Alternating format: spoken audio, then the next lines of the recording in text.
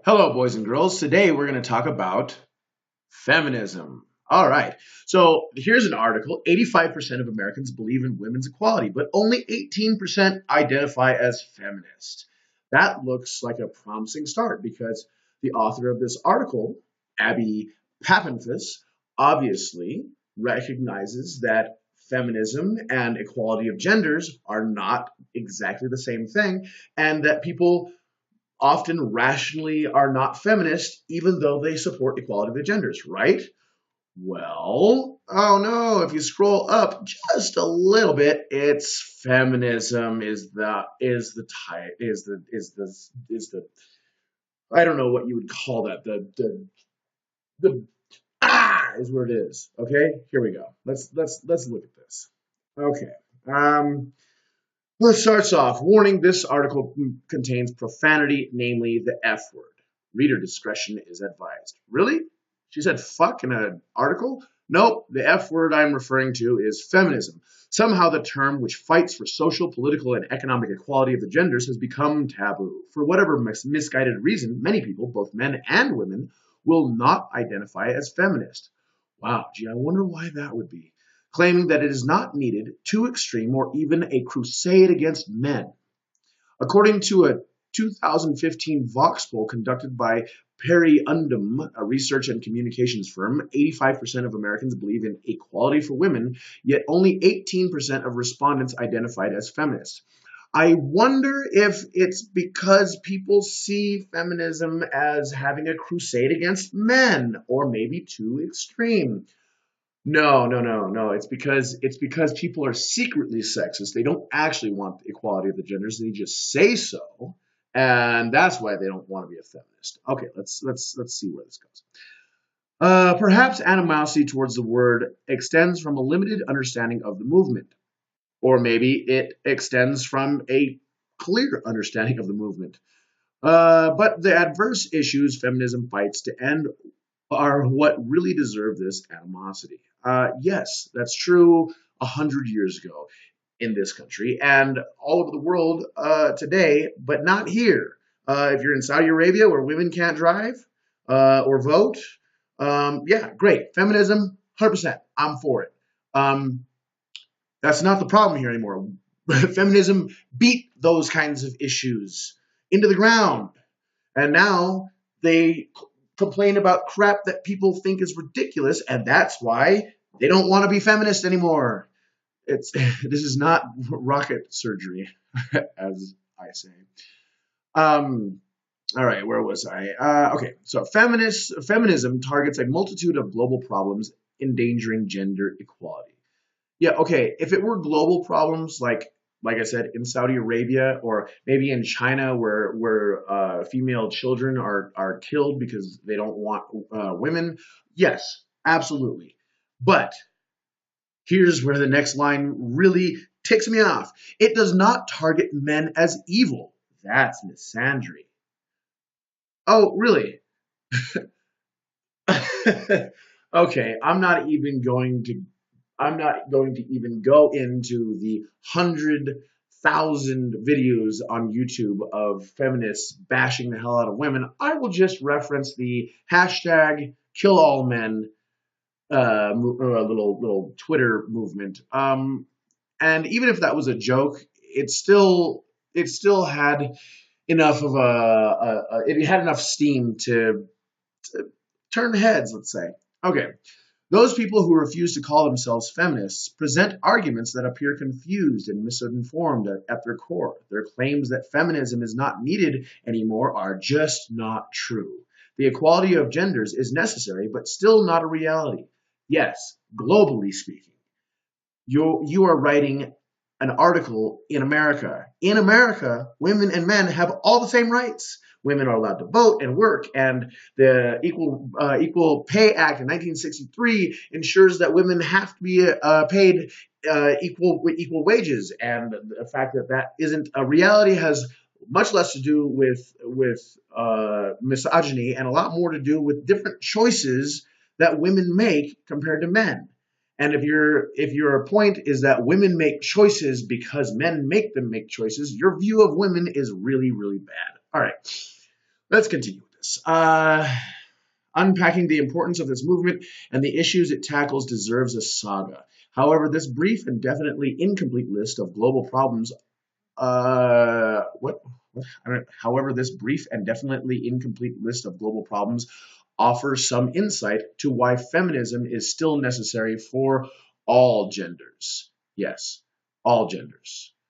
Are we going to go into the 71 genders that are up on Tumblr? I really hope not. Um, Look, I'm all for trans rights. I am pro trans rights, but generally speaking, when you transition from man to woman or woman to man. I haven't seen a lot of good scientific evidence that there is more than two genders.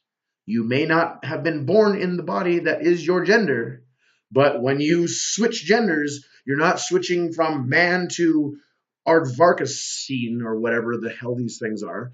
You're switching from man to woman, generally. Do I think that there are a small, tiny, minuscule, insignificant number of people who are actually neither male or female? I think that in concept it's possible, but very little actual scientific evidence for that. All right, so the rape culture. No, not the rape culture. All right, a group of 5 women sit together. Statistically, one of them will be raped in their lifetime, and probably by someone they know. That statistic has been so thoroughly debunked over and over again that I, you know what? I'm not even going to read the rest of that section. It's just ridiculous. FBI official statistics have it as like 1 in 100 and something women will actually be raped. The 1 in 5 stat comes from a massively flawed report decades ago, where they asked women, have you ever regretted having sex when drunk?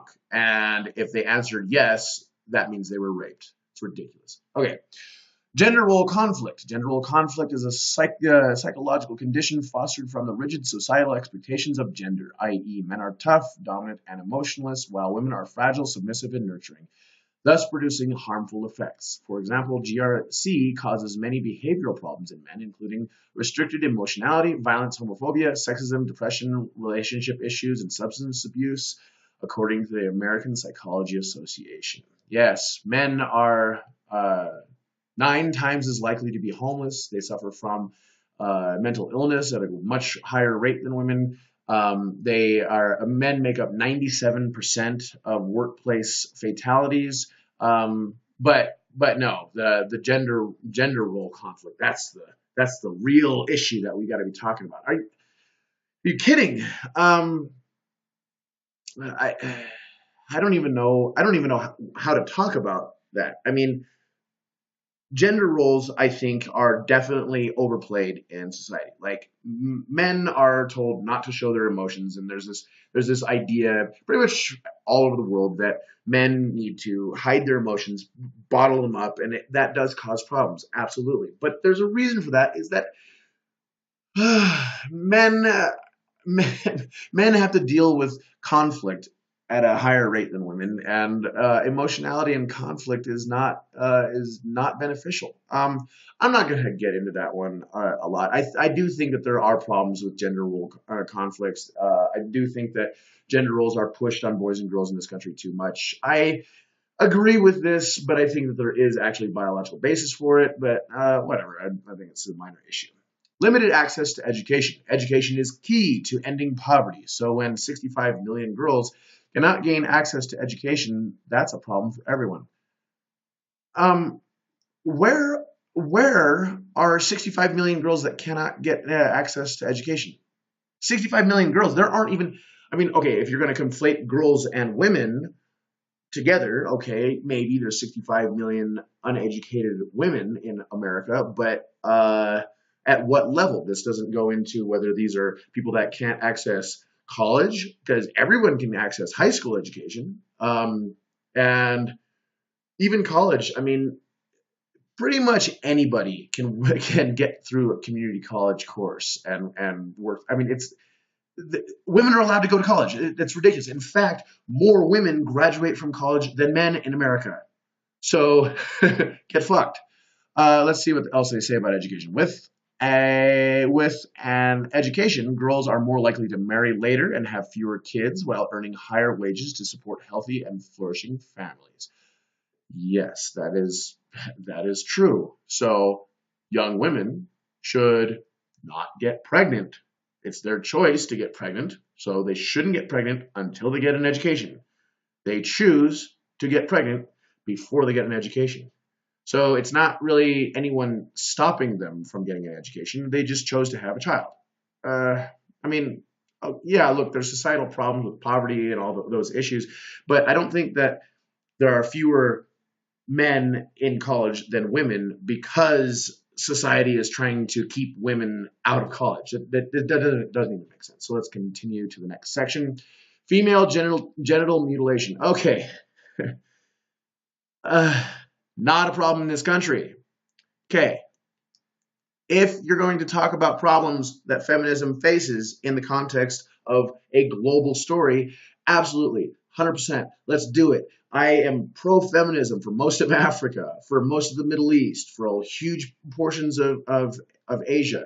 But for the vast majority of Europe and the Americas, there's equal rights. It's pretty much universal that women and men have the same ability to do everything that they want to do. So stop it. Stop. Okay.